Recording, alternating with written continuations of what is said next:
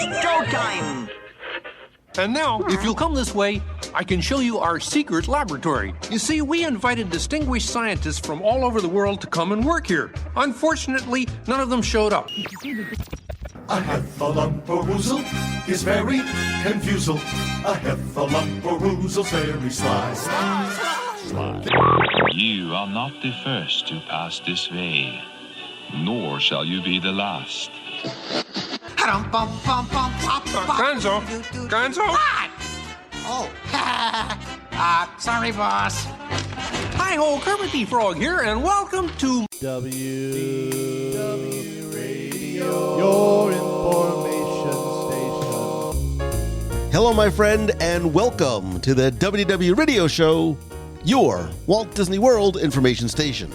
I am your host, Lou Mangello, and this is show number 733, and together, as we have been for the past 18 years, we're going to celebrate the magic of the Disney parks around the world, movies, Marvel, Star Wars, and more, here on the podcast, my weekly live video on Facebook every Wednesday night, events, blog, and more.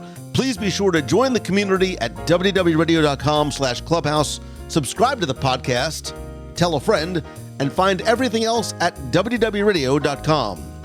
So we continue our journey to and through Disneyland Paris this week, and our 30 reasons to visit Disneyland Paris, the Walt Disney Studios, Disney Village, and resorts. We'll look at its unique experiences, thrilling and chilling sides, aesthetics, and some of our overall favorites.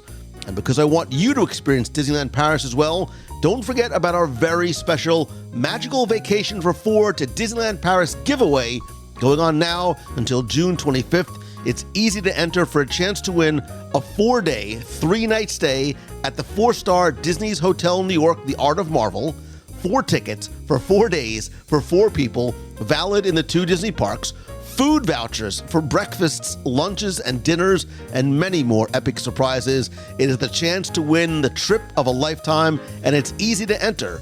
Just visit Instagram.com/Lou Mangello, look for the giveaway post, and you can also find full details, terms, and conditions at wdwradio.com/DLP giveaway. And speaking of giveaways and prizes, well, it's not a trip to Disneyland Paris. Stay tuned for our Disney Trivia Question of the Week, where you can enter to win a Disney prize package and more updates at the end of the show. And we're going to get right into part 2 of our 30 reasons to visit Disneyland Paris. And if you like what you hear, please share the show and tell a friend. So sit back, relax, and enjoy this week's episode of the WDW Radio Show.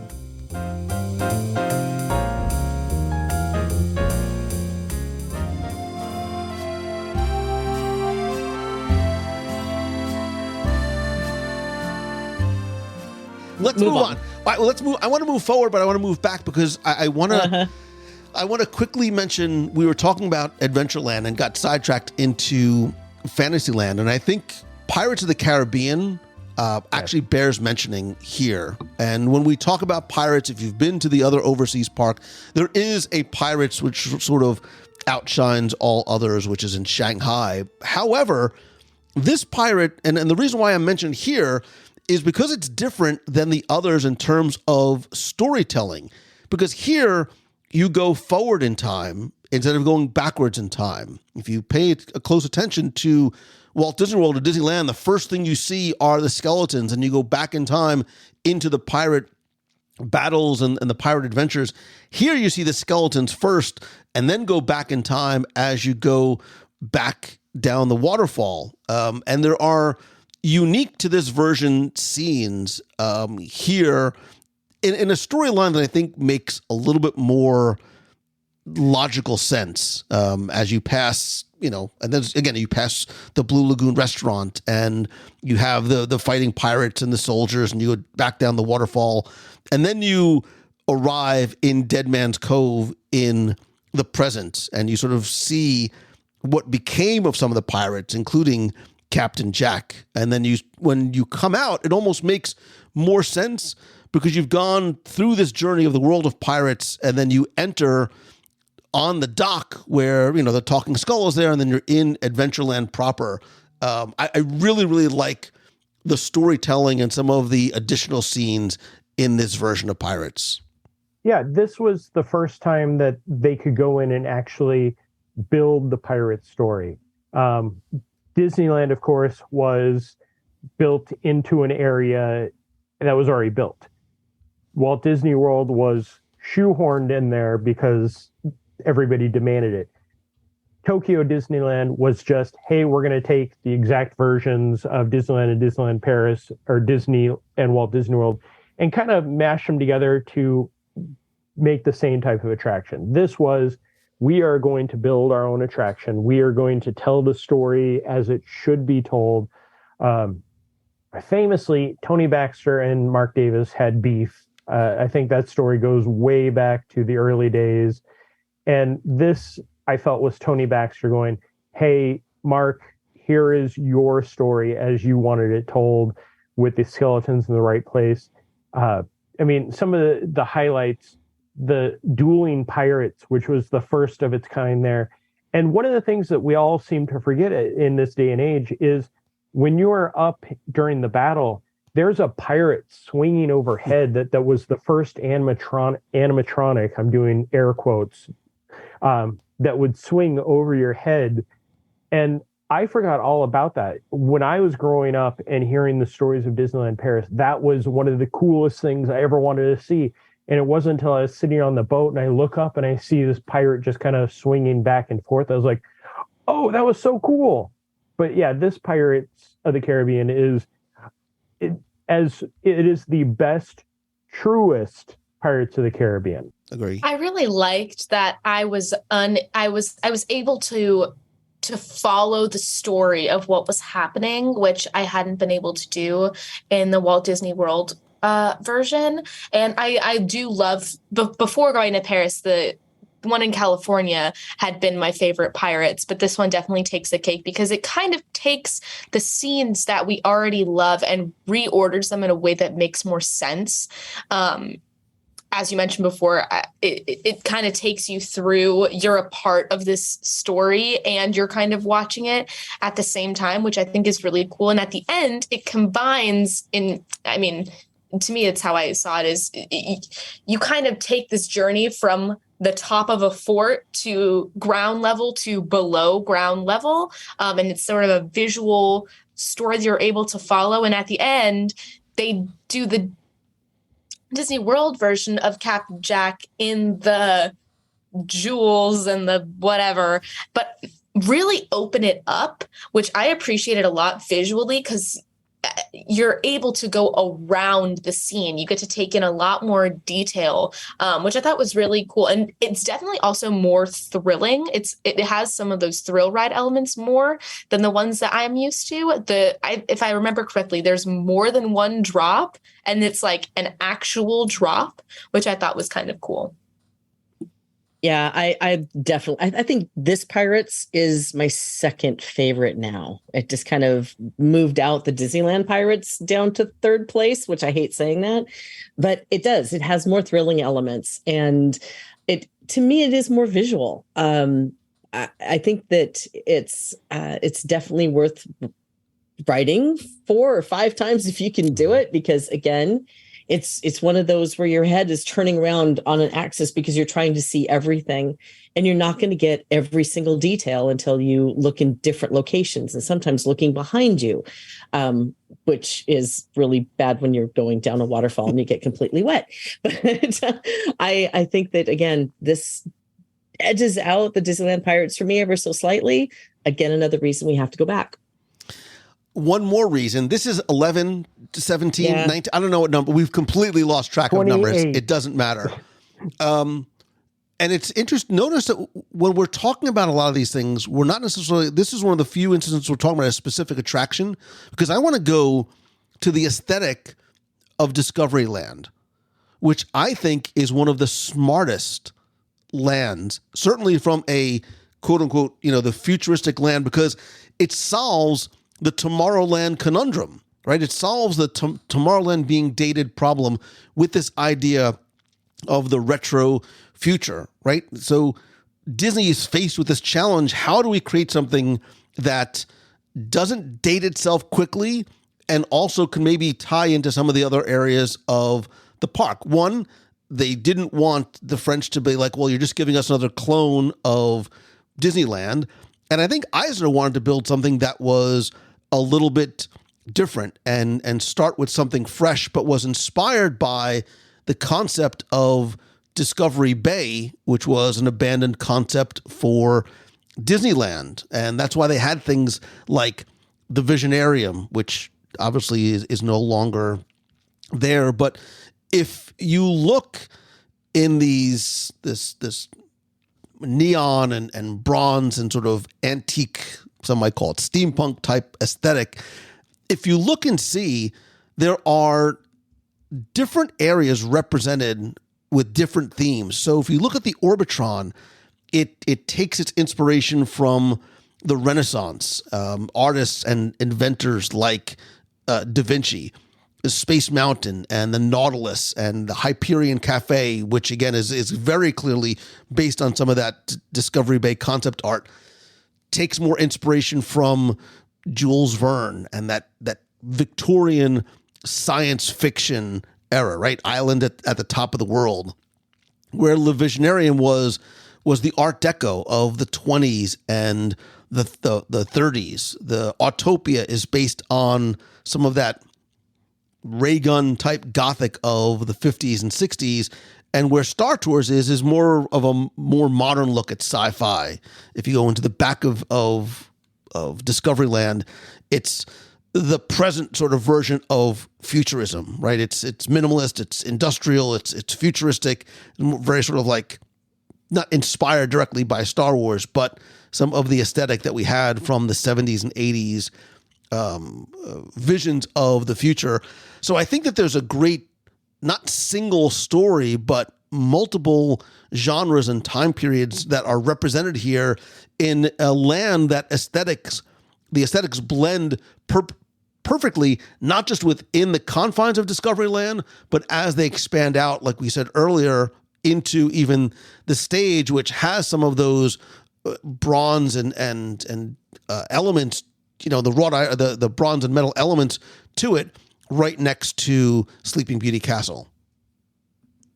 So I need that in a brochure, because as much as I love Discoveryland, to me, it was a mishmash. I never looked at it like the eras and, the futuristics all put together. I love Discoveryland. Nautilus, I would love if I could go back in time to the heyday when it was still Discovery Mountain, Space Mountain, where it wasn't this horrible Star Wars overlay that just nails on a chalkboard, that overlay for me. The Buzz Lightyear attraction, which is exactly a clone of Disneyland. I understand, as with every attraction, needs to move forward, but there are times where I look at that and go, that was hey, we need the quantity over the quality. But it is a beautiful land when you put on blinders and block out some of the things like the Buzz Lightyear mass neon green, white, and purple display. Star Tours fits very well in that back area, but then right next to it, you have Mickey's PhilharMagic, which again was hey, we need something instead of Captain EO. We need to throw that in there. But I loved the aesthetics of the land, the feel. And I didn't get a chance to go to Disneyland Paris before I saw the bastardized version that ended up at Disneyland. So to me, I compare things to Disneyland as opposed to where I should be. This is the work of art. Disneyland was the failure. And I only say that because it's been admitted as a failure.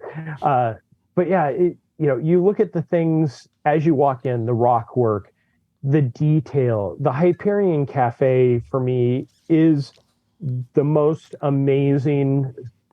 It's just a quick service. I mean, they have a stage. I don't know what they were doing when you guys were there, but they were showing the Mickey Mouse shorts, which felt completely out of place. But you walk in under the Hyperion airship, and the details are all still there. It's just kind of sadly some of it has lost its direction. Yeah, we walked in and we're surprised, again, Marion coming from the stage background, you don't realize that this quick service restaurant is part of this cavernous, very modern, full stage theater that obviously once housed, it housed this. Go ahead. I when I walked in, I had a very interesting reaction because to me, it was an anomaly to me to see you could tell their technology was fairly new. I wouldn't say it was I wouldn't say it's Disney's standard now of just from what I've observed, what they use currently in their stage productions, but you could tell it wasn't from when the park opened. And after doing a little bit of research, that particular venue, which is huge and gorgeous, they had a kind of, I forget the name of it now. They had a kind of disco-y rock thing that was meant to appeal to teens and the not younger audience, not kids, but that sort of middle age. But since that kind of didn't do well, so they pivoted to a Lion King show. They had a Mulan show in there. They had a few other sort of known and loved safe things in that theater, but ultimately ended up being the Jedi Training Academy stage for a time. So they just left the Lion King rock work. And now it does still have those Mickey Mouse shorts, which I also was okay, so this is the pre-show. People are sitting lining up. There's going to be something what I would give to see something on that stage because it's gorgeous. And the theming of the actual venue that's now the quick service restaurant is super, super interesting. I remember you said it was old concept art for something that I don't fully understand, but on a fully cosmetic level. I really, really loved it. And I kind of thought it was a shame that it wasn't being used for a stage production, but we'll get into the spectacular stage production that I do love, I guess, later. But from a purely cosmetic standpoint, I am a huge, huge fan of the Discoveryland aesthetic. I think that it does age so much better. I think the jewel-toned mixed metal antique look sort of lends itself to eventually, I hope that they do expand on that idea and they do create, I'd love to see a new attraction with that idea, even if it's something original, because I think it's a really smart concept. I personally love the queue and the concept for Space Mountain there so much more than the Tomorrowland one. Personally, the Star Wars it's not my thing. But from a just totally photogenic standpoint, it bleeds better into Fantasyland and the castle, and it just looks really nice. I love it. So we were talking earlier about Disneyland. I think Disneyland Paris appeals to different people with different interests, in whether it's adults and kids. And one of the things that I noticed too, and I think is a reason to visit as well, is if you're a roller coaster enthusiast, Disneyland Paris has not one, not two, not three. Disneyland Paris has a lot of different roller coasters. Avengers Assemble Flight Force, which is the fastest ride at Disneyland Paris, which is in the back lot of Walt Disney Studios Park in the new Avengers campus. We just mentioned Star Wars Hyperspace Mountain, Indiana Jones and the Temple of Peril, Crush's Coaster, which we didn't get a chance to ride, but Becky, when we were listen, there was only so much time. Big Thunder Mountain Railroad, and we also didn't get a chance to do the RC Racer in Toy Story Land. But if you are in the studios, but if you are a roller coaster fan, and I loved their Big Thunder here, by the way, too. Yeah, their Big Thunder is by far, Big Thunder in almost every other Disney park is kind of a, hey, we'll hit it when we do. That one in Disneyland Paris is a rope drop. The queue, the attraction, because you go under the water, you get amazing views of Frontierland. That one is one that I will always rush to. And I know everybody else will have an addition for the Big Thunder, but I do have to talk about one of the coasters you left off really quick. The Casey Jr. train. That is a coaster. I guess, yeah. I mean, I have it as a separate entry, but I guess it's a coaster. It's like a barnstormer, kind of, but like a scenic barnstormer. So wait, Becky, agree. Becky, have you actually ridden it here? Because it's different than Casey Jr. in Disneyland. No, I didn't get a chance to ride it. So it is really a coaster because it's sort of like, you're right, it's like a barnstormer. Yeah, and Casey Jr. in Disneyland was originally designed to be the original coaster for Disneyland, but they could never get it all together. So when they built it a few years after the park opened in Paris, they said, hey, we are going to make it more of a barnstormer type coaster, to the point where if you look at the mechanics of it as you're coming up, it is a coaster track. It has the brake zones, it has everything. But again, it goes around Storybook Land. I am not trying the French names either, Lou. So it gives you a great view. And actually, you go around Cinderella Castle, which is unique there. And you get to see down into Storybook Land, which, judging by what you've said so far, Lou, I'm guessing you didn't do that either because you were a failure. It is, excuse me, sir. It is a separate entrance because we loved it that much. Okay, making sure, because that one is one of my favorites. Okay, back to Big Thunder. Sorry. That's it. That's all I had. Was just the roller coasters. All right, we can move on. Becky, now you have to go and see. You're going to have to go and ride Casey Jr. with children. It's going to be awesome. Great. I'll go live. It's going to be perfect. I ride it without the children too, Becky. So. All right, I want to move on. This is really going to be a twofer, and I'll explain the second part of it.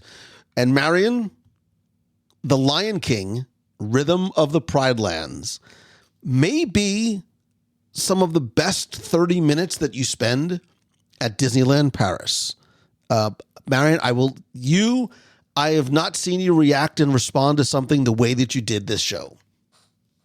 So I did not expect it. I did not expect to have the reaction to the show that I did. So the first day we went, we realized it was probably smart to get the reserve a seat ticket, which I don't remember how much it was, but you skip the line basically. And the line was really long, bled into the other lands long. And so we're like, okay, it must be something worth noting. So we went in, it was an interesting theater, was not in the round like the traditional Lion King here. It was sort of like, it was a very, how do I describe this? It was just a regular proscenium stage, I guess. And after the quite long audience warm-up that they did, which did last a lot longer than I was expecting. I was very confused. When they opened the curtain, this stage was massive and like outstanding. I didn't expect, I don't want to spoil all of like the cool stage Mufasa stuff. dies. They have Wow, don't say that, it's a spoiler. Spoiler. Yeah, seriously. But see, the thing is, he does, but in a different way. Yeah. They took the Lion King story and like the amount of times that you've seen Lion King retold, you haven't seen it retold this way. They almost concertified it a little bit, made it into a concert, and they did it still maintaining the story. They did it revamping the characters through costume. It was very I don't even have the words to describe it. It was incredibly well done. The dancing was magnificent, and the tricks are not the same ones that you see in the Festival of the Lion King in Disney World. They had these spiral things. They didn't have silks. They had these.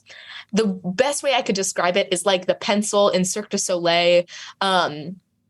It was really, really magnificent. I was a huge fan. Their lighting rig, I won't get into the lighting rig technical terms. I was very impressed by their lighting. They kind of integrating the new technology of the operatorless spots, which I never liked, but they did it in a really great way.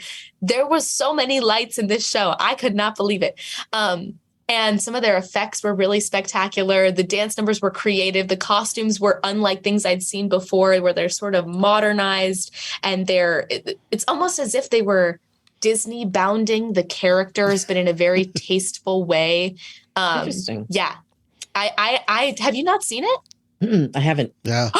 It was so good. It was there was so much more automation than I expected. This to me could have been a Broadway level production, but it's included with your park admission. Like I was floored. I was truly floored. It's Festival of the Lion King meets Lion King on Broadway meets Cirque du Soleil with some additional, like, I love the percussionists and the audio too. And this has this amazing 360-degree audio technology, which was like only like the third or fourth theater to ever have it in there. So the sounds in this space were spectacular as well.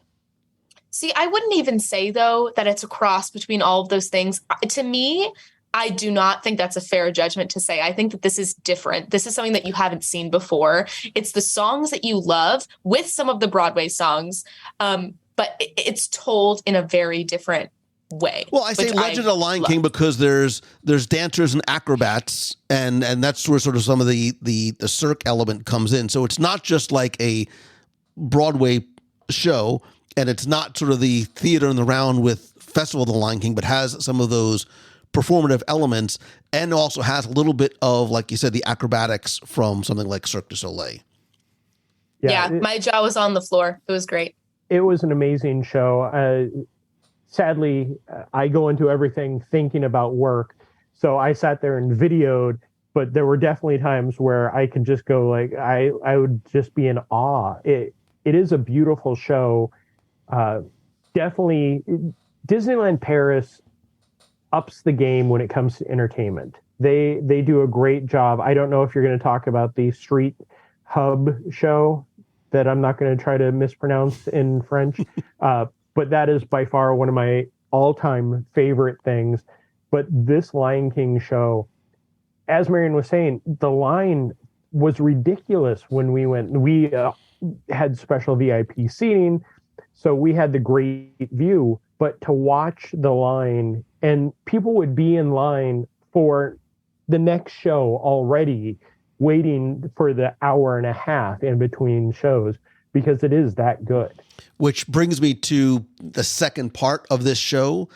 When we went there, the line was incredibly long, and we learned about something called Secure Your Seat, where you can purchase a seat for the show. And what I like about this is you pick your time, you pick the show that you want to go to, you arrive, early, you skip the entire line, you get admitted into the theater first, so you get reserved seating in a reserved seating area. You pick your seat however low or high you want to be.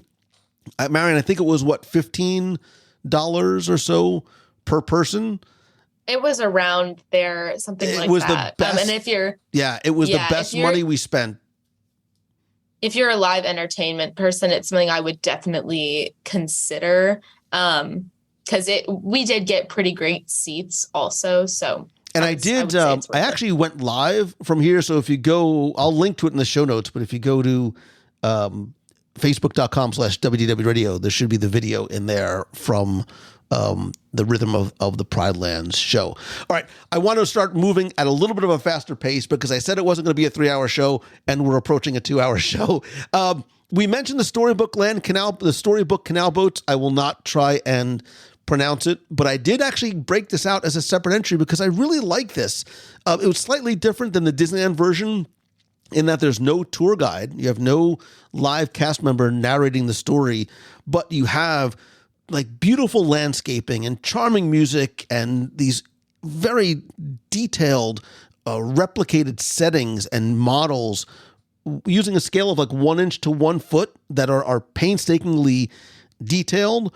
And it's scenes from Seven Dwarfs, the Gingerbread House, Rapunzel's Tower from Tangled, the Old Mill, Little Mermaid, the Greek Temple and Mount Olympus from Fantasia, Peter and the Wolf, Night on Bald Mountain scene from Fantasia with Chernobog was spectacular. And you are swallowed into the Cave of Wonders and Agrabah, and there's jewels, and Abu is in there, Sword in the Stone, Belle's Village, and the surprise was the Emerald City and Witch's Castle from The Wizard of Oz and Return to Oz. But I think Storybook Land Canal Boats I think it's a must do at Disneyland Paris. I think the only thing sorry, go ahead. No, you go ahead. The only thing I wanted to add that I thought was interesting is, unlike the one in Disneyland, this one has miniature characters in some of the scenes, which was a detail that was very cool. That's all I have to say about that. Yeah, this is one of the attractions that I was very excited for. And when I finally made it over there, when you hit Night on Bald Mountain, Chernobog's one of my favorite characters. That sequence, the entire city or town is right there, and everything leading up to the final part, I was just in awe of. And then all of a sudden you see the Emerald City, and this is the Emerald City from the Wizard of Oz books, which, okay, that's great. But the fact that the Baroque Hoedown is playing as you come up to the Emerald City just blew my mind. I got off and yelled at my friend who had been on it. He's like, why didn't you tell me that I'd have to suffer through the electric light parade on this attraction one more time? But yeah, that is a must do. And you know what? I shouldn't have jumped ahead, because when we were talking about the skip the line pass, it actually made me think about something else that was on my list and a reason to go, and a really good tip for when you go. Instead of free fast passes that were available in Paris up to about 2021, Disneyland Paris has something called Disney Premier Access, which it's available for purchase on the website and the app, which is a little bit different than some of the other iterations of FastPass, Lightning Lane, Genie Plus, call it whatever you will, because it allows you to walk onto an attraction without any planning ahead of time. There's two different types of passes. There's a Premier Access Ultimate, which allows you to ride each one of the 15 different attractions one time whenever you choose. And these range from about $90 per person to about $120 or euros per person. There's also the Premier Access One, which is a one-time pass for a single attraction, and you can buy it for whichever attraction that you want. So the Premier Access One gives you all the attractions. The other one lets you purchase it individually. You don't have to worry about choosing a time slot. You can also, depending if you're going on it for a number of days, you can actually see what the cost of the access is. So you might want to be able to choose a day that is cheaper if you want, and you can stack, right? So if you want to do a Premier Access Ultimate Pass and then do Premier Access 1 for any additional attractions, you can do that too. We had it, Becky, when we went. We did it again this time when I was with Marion. The benefits of being able to skip the queue, if you have young kids, being able to ride on demand, like whenever you choose, helps you make the most of limited time. It's a great ride selection. You can stack it with extra magic hours if you're staying at a resort. I felt it was very, very, very well worth the money. It's a great addition. I love the way that they do this on the Premier Access One. And the one thing I just want to add, Lou, is that if you're doing a package, if you buy a hotel package and tickets, you can actually add it before. You don't have to use the app. You don't have to do it day of. You can actually add it to your package, so it's all set up for you when you get there. Yeah, I had a chance because I went for the D23 event for the 30th, and that was added onto the package. It is a great way to make the most of a short amount of time. Becky, I'm not trying to say don't do this, but one of the things that I have learned is Disneyland Paris is very much a local park. So if you go during the middle of the week, there are times where there is no line for anything. So the cost can be good and can no matter what, if you want to make the most of your time, do the Premier Access. That is the best thing you can do.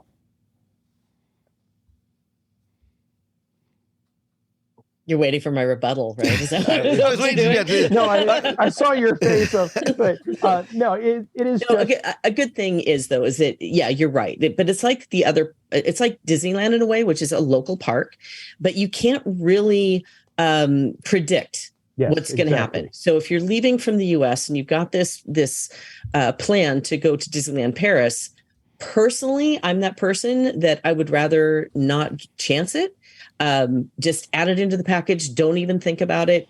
It's part of your experience. And then you could just walk on past everybody who's waiting or nobody who's waiting. It's just totally at your whim. And I kind of wish that we had, when we were there, Lou, we wanted to go back on Phantom Manor, and the line was incredibly long and we couldn't wait that long. And we only were able to go once that trip because that's all we had access for.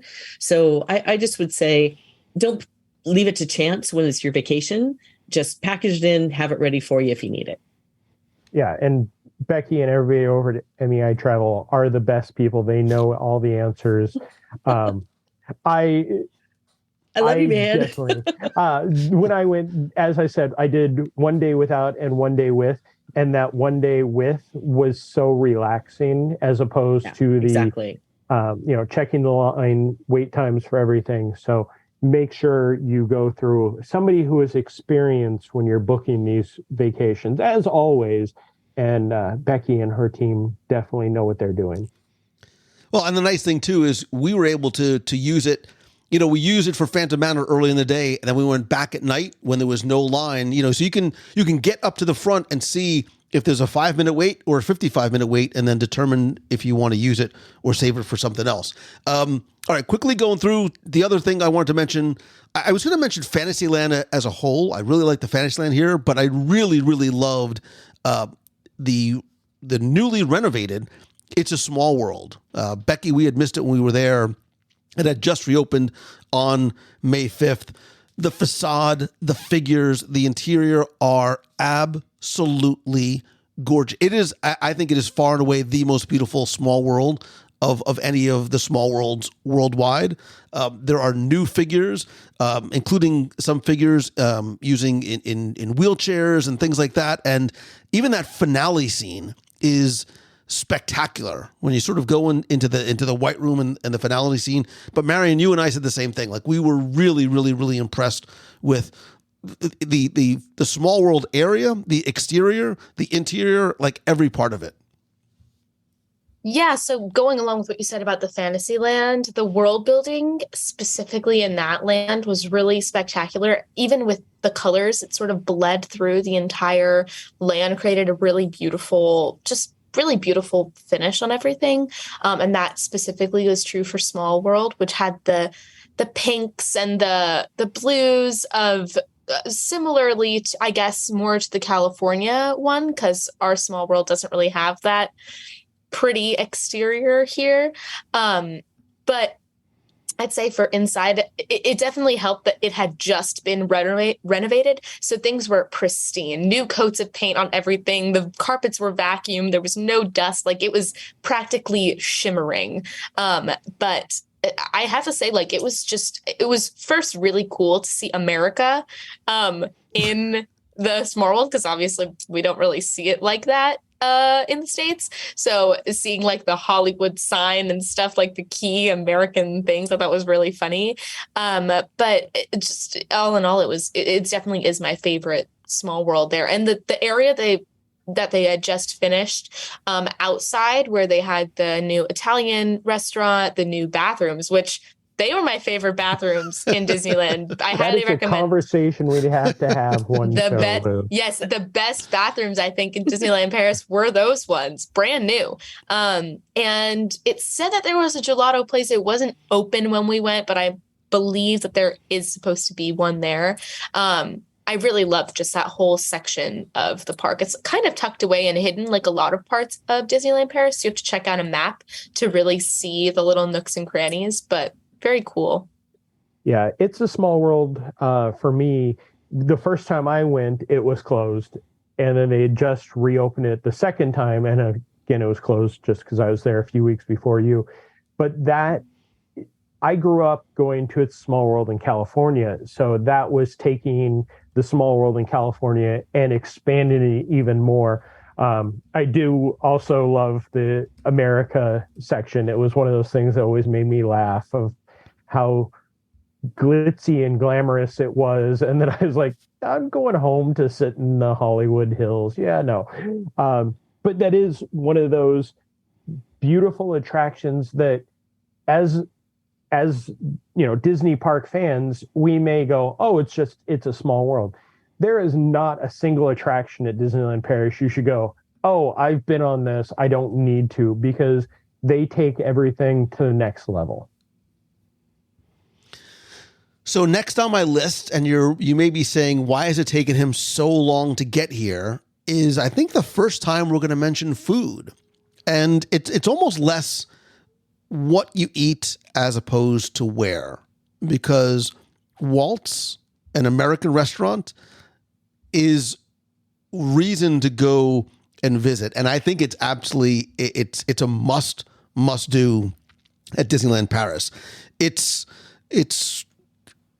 described as 6 magical worlds in one restaurant, and you might not necessarily understand what that means, but it is, so cuisine-wise, it's contemporary American cuisine with a little bit of European influences and a little bit of, and a lot of Walt influences, but in terms of, it's sort of set against the backdrop of some of Walt's finest moments in rooms themed to reflect the different worlds of Disneyland Park.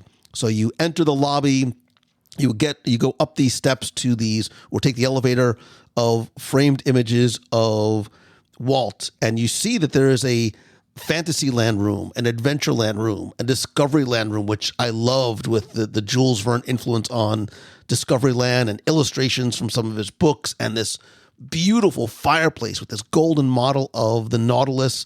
There's a smaller Disneyland hotel room. There's a Grand Canyon room and a Frontierland themed room.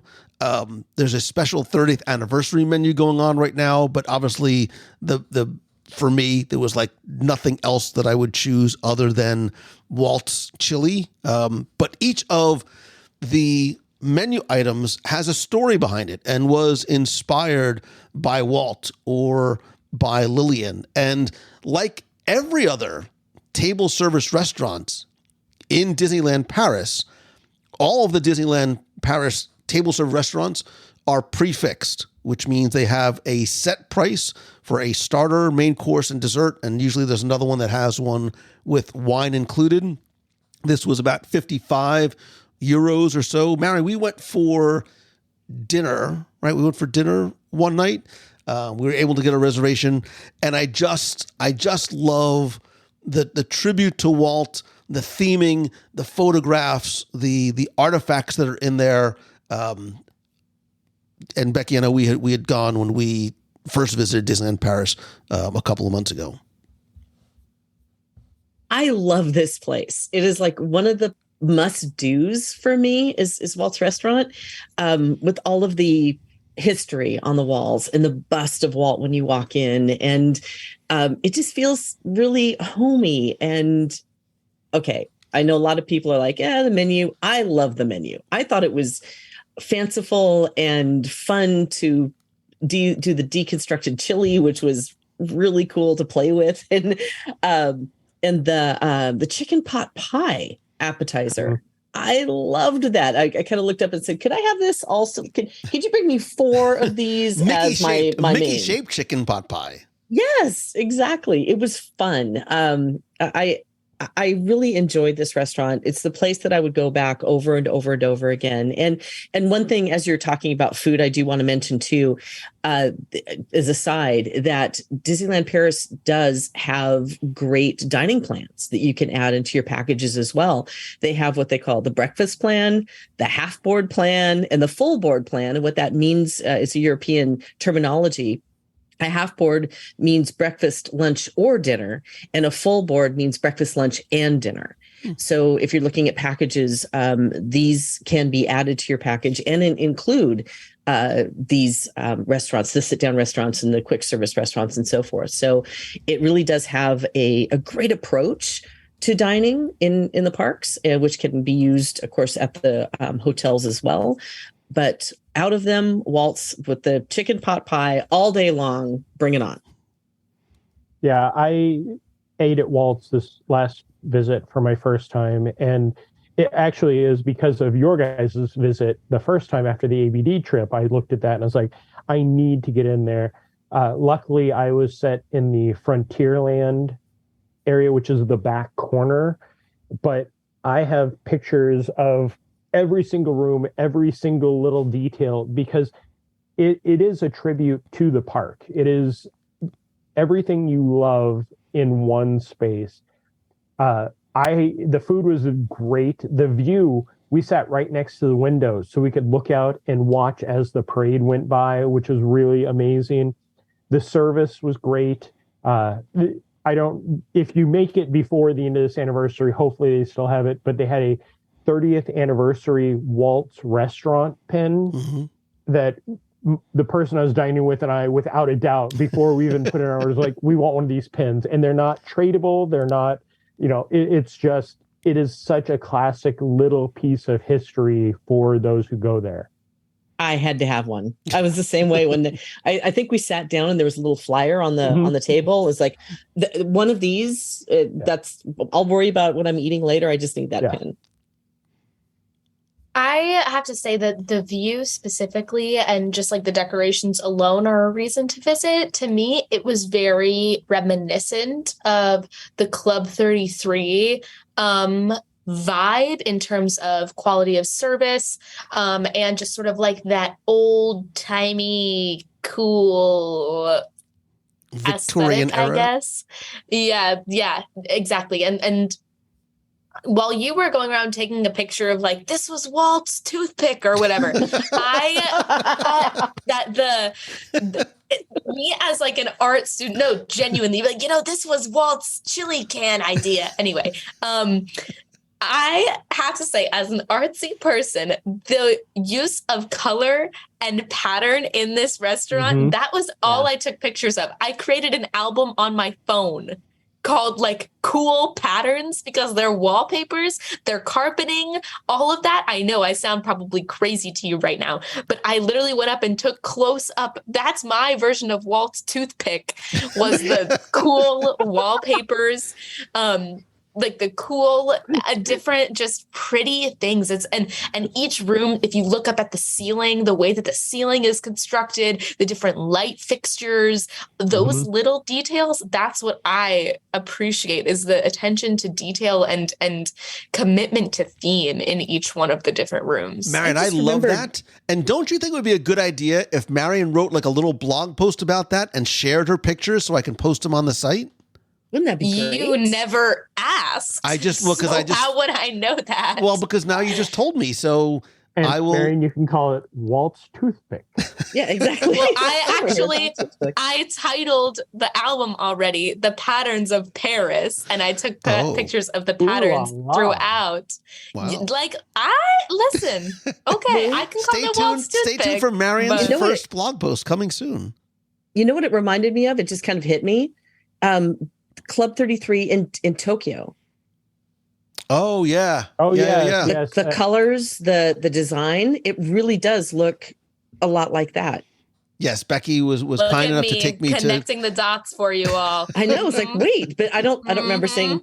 I haven't even been there, so I haven't seen a toothpick in there. So maybe we are missing something. Okay, wait. I want. Listen, we're off the rails now. Okay. Yeah, you got like 15 minutes, Lou. Well, wow, get your toothpick. All right, so we're gonna speed things up a little bit. When we're talking about dining, I think my favorite dining experience in Disneyland Paris, I know where you're going, was Pym Kitchen. Yep, Pym Kitchen is some of the best dining you'll have in park anywhere. Is the most fun, and Disney take this inspiration and put it on Disney Cruise Line, because it is a buffet. It's a huge buffet. It is a massive, massive buffet. But in the idea of Pym Test Kitchen from the films, some things are super, super tiny, and they have other things that are super huge. So you can get this mini, itty, teeny beat, like little 2-inch hot dog right next to this giant, like 2-foot long hot dog that they cut into pieces. There's mini sliders and giant hamburgers. More importantly, the food was delicious.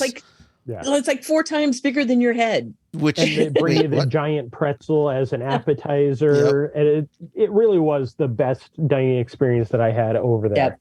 Yeah. And it was Dad's first, he had never heard of a Madeline cookie in his whole life, did not know what a Madeline cookie was. And they had the tiny Madelines, and I was like, Dad, try this. And he's like, what's that? Never heard of them. And he had his first one in France at, I don't know what age.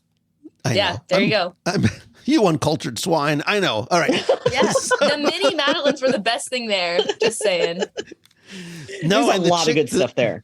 The chicken wings were good. The slider was delicious. The sliders are great. Jambalaya was really good. The desserts. The Oreo slices. Yeah. It was also really, good. really good. Great. I'm hungry now. One of the things that I really like, I was blown away, and maybe I was caught up in the moment, and I know I try and avoid like relative hyperbole when I can, but possibly the best of the best of the best nighttime shows takes place at Disneyland Paris, where you get not one but two. The Disney D-Light show takes place in the evening in front of Sleeping Beauty Castle. Is by all definitions the word unique, because it features hundreds of choreographed drones in the sky that are synchronized in this beautiful ballet to some of your favorite Disney songs, and creates patterns and shapes in the sky over the castle using elements of the castle. It is breathtaking and awe-inspiring, and I'm being like, yeah. So I'm gonna jump off that really quick. The D-Light is amazing, but again, when we all go next year, we have to go when Avengers: Power of the Night is going on over at Walt Disney Studios, where they bring Spider-Man to life with drones. They have Cap's shield fly out. That show was the best show I've ever seen. Disney D-Light, those drones brought a tear to my eye when they do the old comet shot over the castle slowly. And it's just like, we are living what used to be the opening of the Disney VHSs. It's incredible. It's unique to anything that we've ever seen before. And that leads right into the Disney Dreams show on the castle, which, look, we've seen projection shows, we've seen fireworks shows. This one is special. It is a true spectacle, and it's a story, because Peter Pan's shadow guides you through Disney stories from past and present, but it includes everything. It's fireworks, it's projections, it's water, it's laser, it's music, it's light, it's fog effects, it's pyrotechnics. It is nothing short of breathtaking, right? With the water displays, are almost evoke, world of color type vibes. The colors are brilliant and beautiful, and everything is choreographed in this well balanced symphony that is it hits on all the emotional notes. And Disney Dream is much like Happily Ever After here at Walt Disney World, where it went away years ago, but it was such a fan favorite. They just brought it back at the start of the 31st year of the park.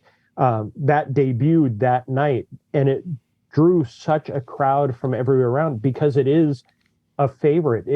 It's one of the early projection shows, but like Lou said, the story is there, the music, the touching moments that tug on the heart are perfect for that. I've always loved how Disneyland Paris has woven the technology before any other parks. The projection shows that occurred, I saw it for the very first time from my room in the Disneyland Hotel at 3:00 in the morning, they were testing the projections on the castle. It was, I had never seen anything like that before. I just had heard, all of a sudden we heard music and heard stuff and woke up and shot out of bed at 3 a.m. and looked out the curtains. And sure enough, they were testing. And it was like, wow, this is amazing technology. And we were specifically asked not to post photos of it at the time, which was kind of interesting, or to share photos.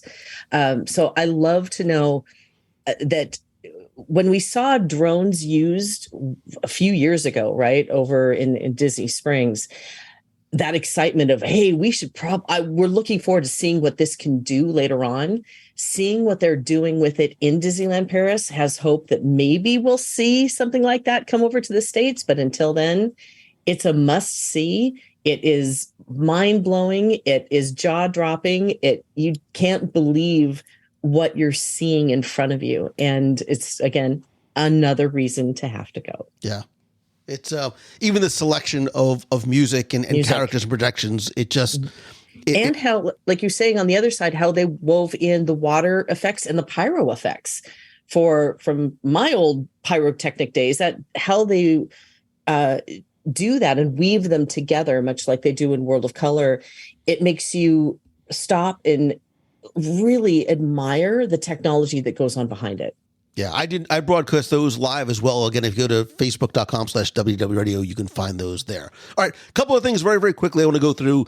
Shopping, there is a lot of it. One of the reasons why I mentioned it, especially in Disneyland Paris, is because the shopping is unique to each land. Really, really well-themed shops. Marion, we spent a lot of time in that one shop in Fantasyland that was themed after Brave Little Tailor.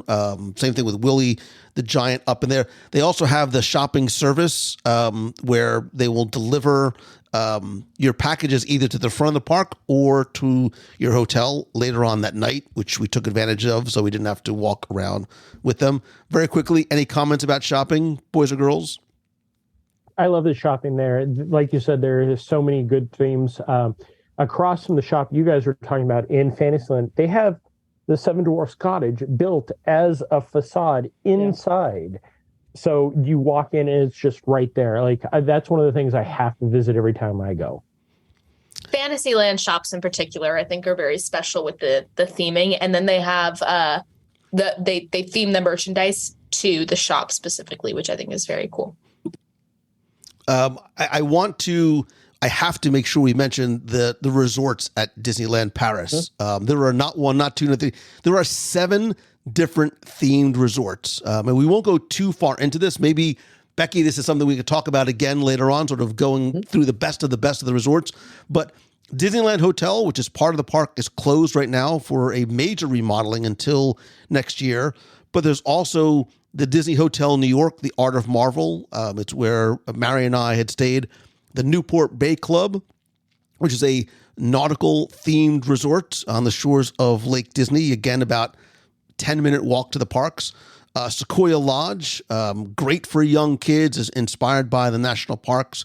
Hotel Cheyenne, about a 20-minute walk, which is a Wild West sort of Pixar themed room.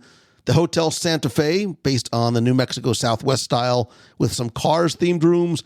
And the Disney Davy Crockett Ranch, which has no shuttle service.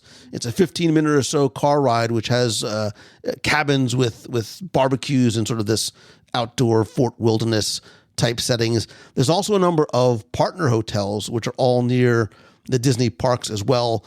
They have extra magic hours. They have character meets. Great theming. Again, the shopping delivered to the hotel.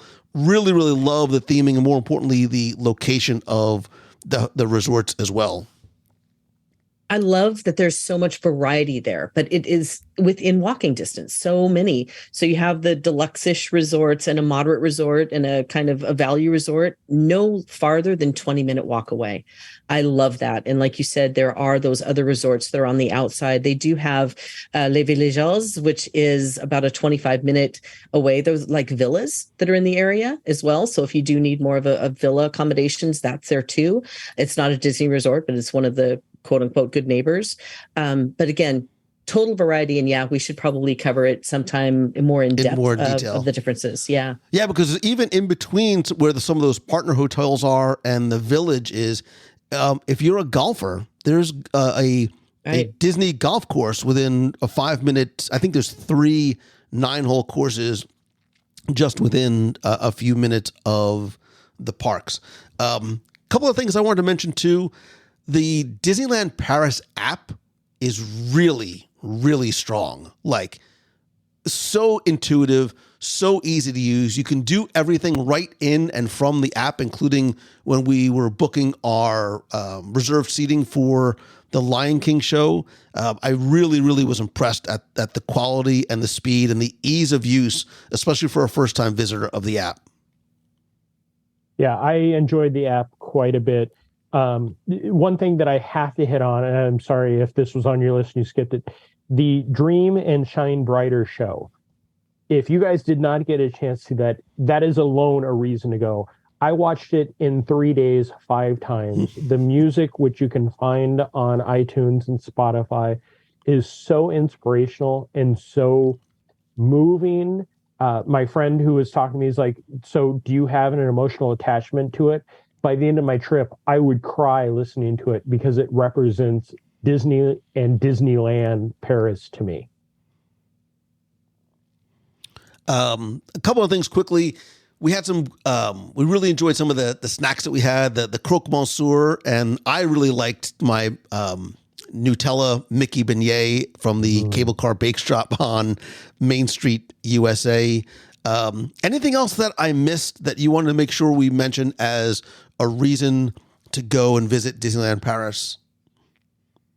Disneyland Paris and the Disneyland Paris resort as a whole, it seems to be in a new renaissance to try to build back up and do things. One of the things that I hope that at least Marion got to spend time looking at is the Gardens of Wonder around the hub. That is just these kinetic sculptures that were just so beautiful, and they had princesses and sidekicks and everything. And that's the thing they love to do, is bring out new things to bring guests in. They never rest on their laurels. So there's always something changing. And to give a quick promotion for Becky, MEI Travel is the best way to go because they know all the information and will always help you plan the best and know which hotel is best for you and your family. Yeah, and I think to your point of the park, always you get a sense that the park is in a state of continuous improvement, right? We especially see that over on the Walt Disney Studios side of the park. There's a lot of transition that's happening there. I actually really liked the Disney Studio One building. It's a unique sort of entrance to the park because you don't sort of walk in and have this sort of grand reveal. The first thing you do is go into this large sound stage but what I liked about it is it sort of functions as the main street of the park with this unique boulevard, which really is sort of the boulevard of dreams, right? It has sort of facades fronting on the street on both sides with storefronts that represent inspiration from some of Hollywood's golden history, like the Brown Derby and the Hepcat Club and the Coconut Grove and Glamour Girl Cosmetics.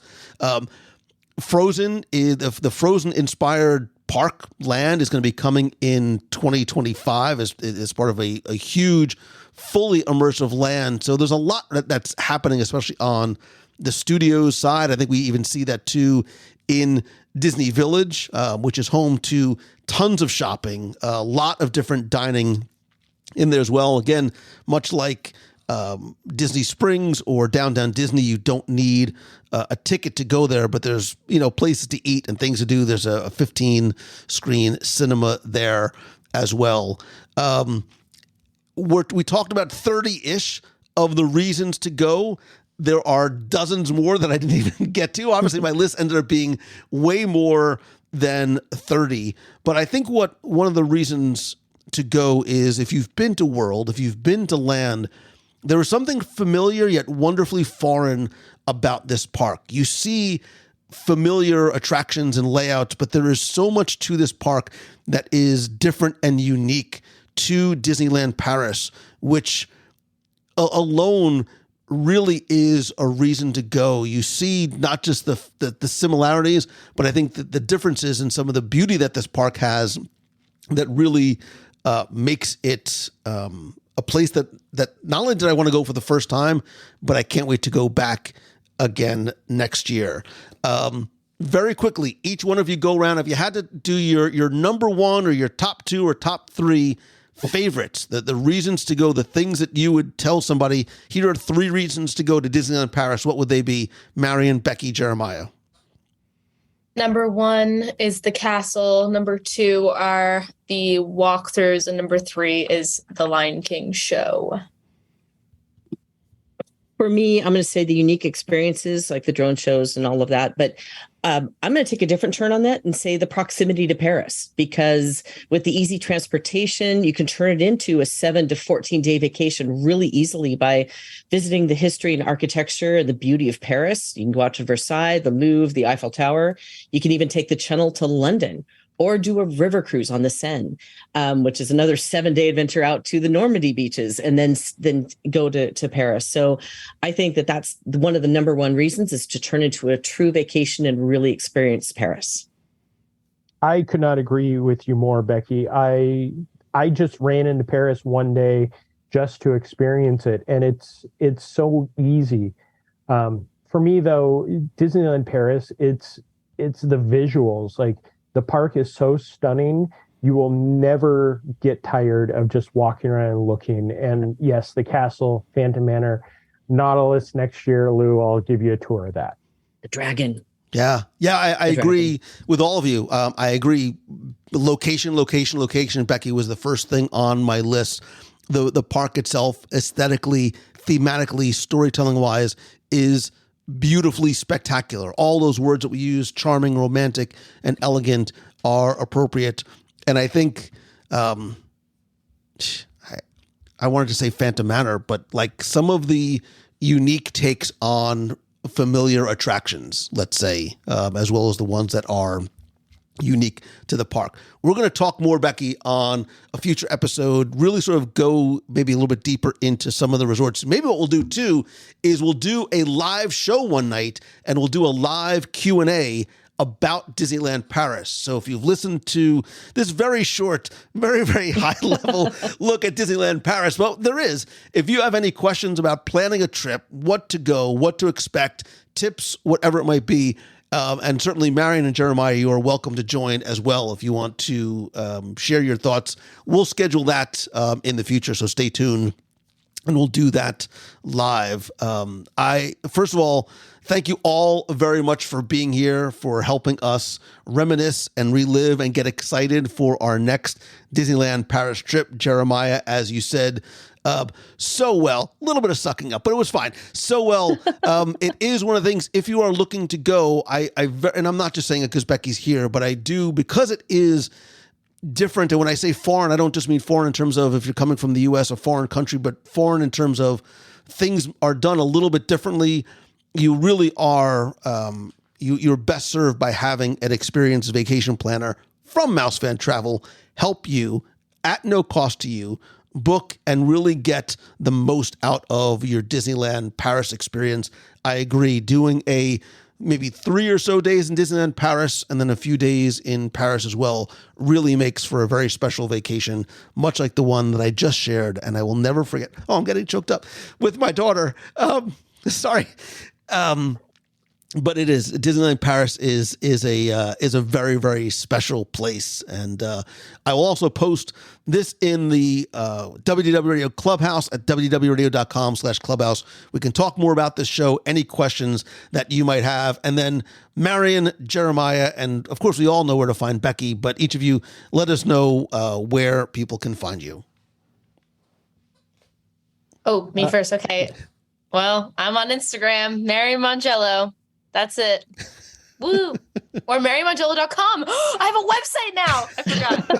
MaryMongello.com. Forgot I made that. She's posting her new articles about Walt's toothpicks. No, she's posting that. That's going on WDWRadio.com. So that's good stuff. Oh, God. You can find me. Stop. No pictures.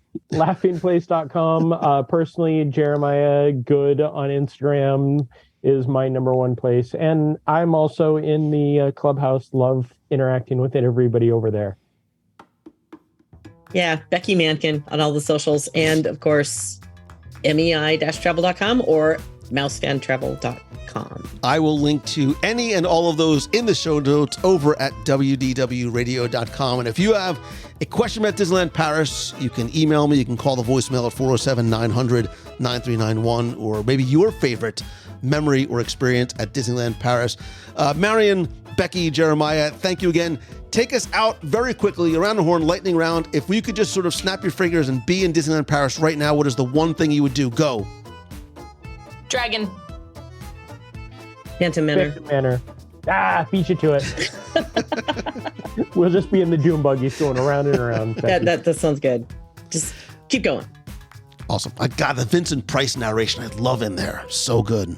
You know what I learned? Jeremiah needs to go without a camera. Yeah. I think we need to go in July for Marion, and we need to make sure Jeremiah has no camera when he goes back.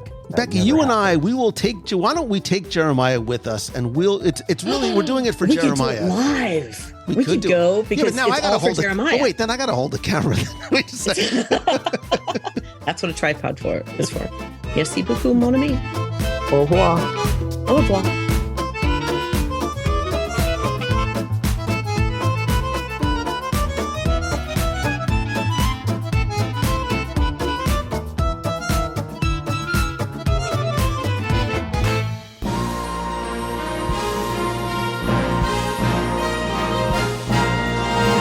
It's time for our Walt Disney World Trivia Question of the Week, where I invite you to test your knowledge of Walt Disney World, or maybe this week Disneyland Paris's history, and see how well you pay attention to the details in what you see, hear, remember, maybe even taste.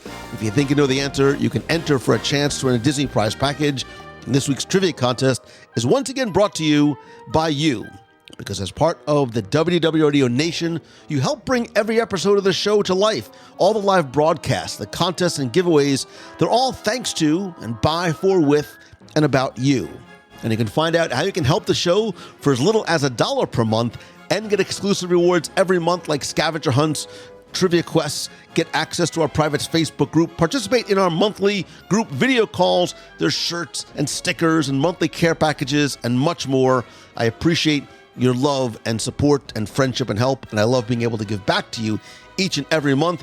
I want to thank some new and longtime members, including Brian Lackey, Katie Haynes, Scott Clark, Justine Z, Rick Pierce, Paula Garcia, and Chad Angel. This show does not happen without you and everyone who is part of the Nation family. To find out how to help support the show and in turn our Dream Team project, which benefits the Make-A-Wish Foundation of America, you can visit wdwradio.com/support. Now, before we get to this week's question, let's go back, review last week's, and select our winner.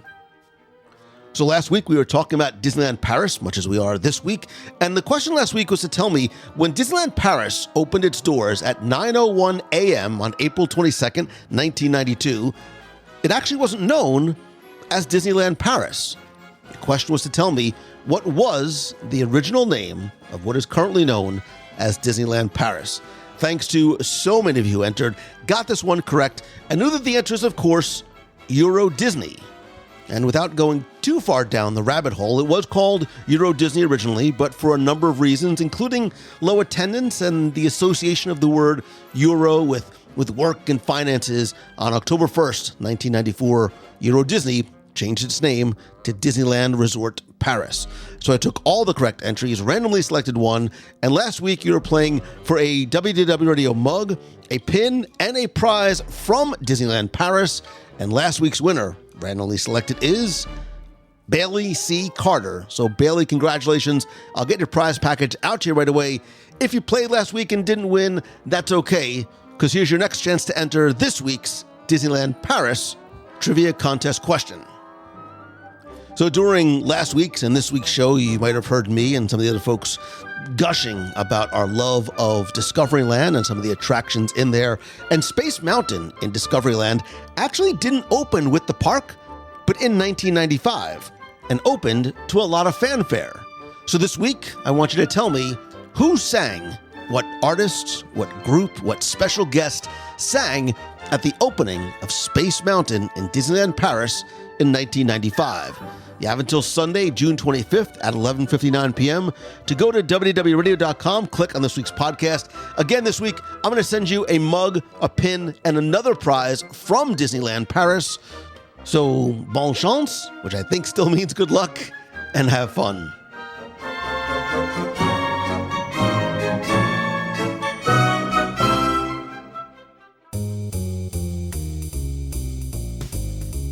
That's going to do it for this week's show. Thank you so much for tuning in this week, last week for part one, and whether you are a brand new listener or you've been listening since 2005, merci beaucoup. Thank you very much. I sincerely appreciate you, and I hope you had fun this week, you learned something new, and that the show brought a little bit of happiness and Disney magic to you wherever you are. I'm a little under the weather today, so I'm going to make this quick.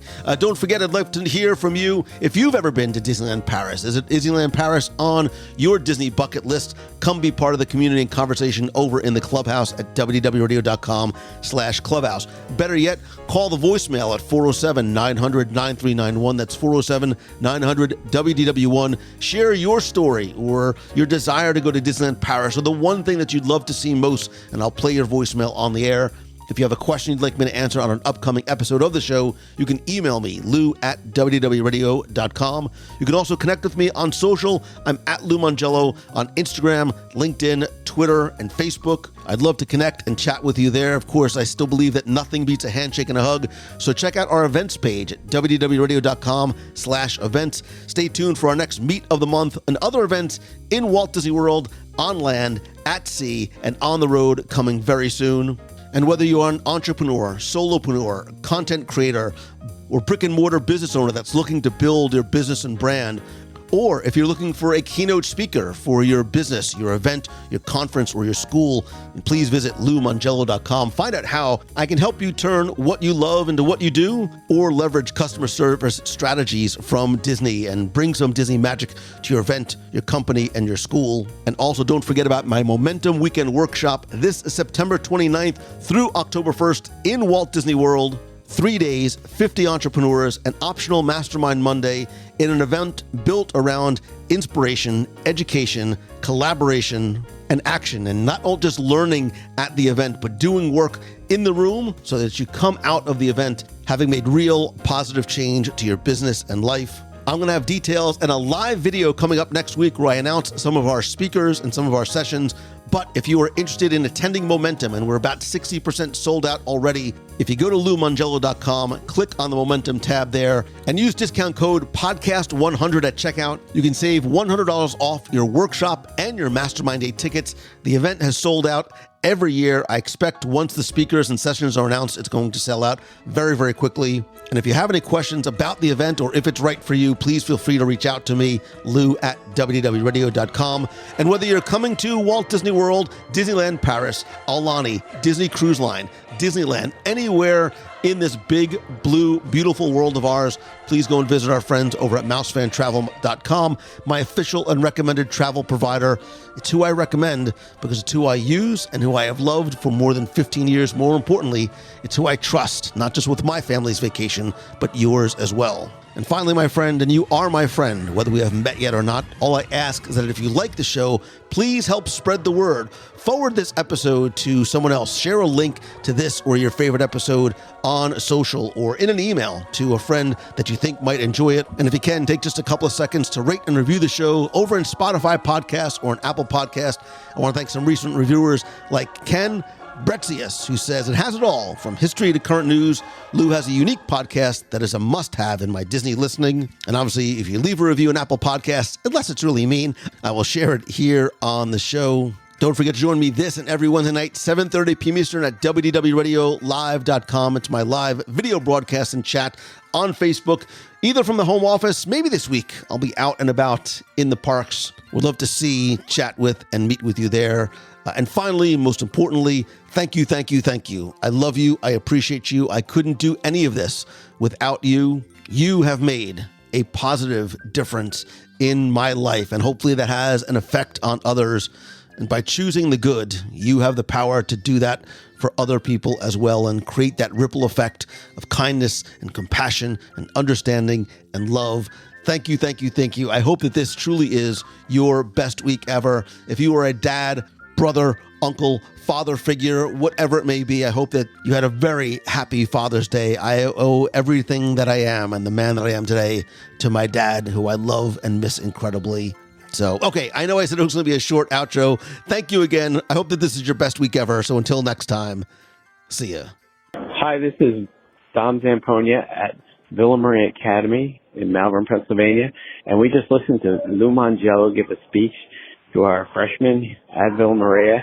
And we're going to hear some of their reactions to what he told them. All right, here they go. Tickets were $3.50 at first, and I'm Lucy Connis. If you believe it, you can do it. I'm Katie Carroll. I'm Sophie from Villa Maria, and I learned to follow my dreams no matter what. Hi, I'm Rita Irvine, and I learned to never give up when the going gets tough. I'm Alexa Clark, and I realized to just be inspired by him. I'm Reagan McDevitt, and I learned that Walt Disney never gave up on his dreams. I'm Josie, and I learned to believe in your dreams. I'm Lilia Polito, and Lou Mangello is the best. I'm Annie Strelaw, and I learned that Walt Disney was extremely wise, and we should start listening to him more. I'm Anna Shishkop, and I learned that we should never worry about competition. All right, that's our students from Villa Maria Academy in Malvern. Lou has been doing our talk here on our trip with our freshmen for 6 years. Thanks so much.